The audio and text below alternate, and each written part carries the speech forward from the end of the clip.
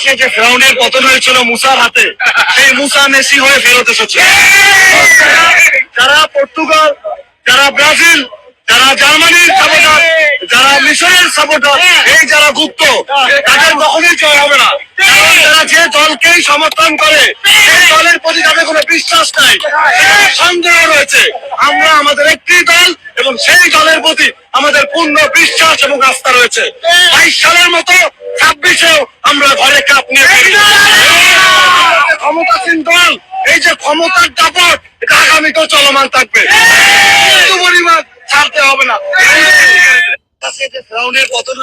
নিশ্চয় আপনারা বিষয়টি বুঝতে পেরেছেন যে উনি বলতে চাচ্ছে মুসা আলাইহিসসালাম মেসি হয়ে ফেরত এসেছে। নাউজুবিল্লাহ, কার সাথে কিসের তুলনা করতেছে? আবার অনেকে আছে এই ভিডিও দেখে বলবে যে একদম ঠিক বলছে। আসলে এরা মুসলমানের জাতের ভিতর পড়ে না। কোনো একজন মুসলিম বলতে পারে না যে ইহুদিদের দাপট চলতেই থাকবে। ভিডিও শেষে কিন্তু একথাই বলছে যে আমাদের ক্ষমতাশীল দল, এদের ক্ষমতা চলতেই থাকবে। আশা করি বিষয়টি আপনারা বুঝতে পেরেছেন।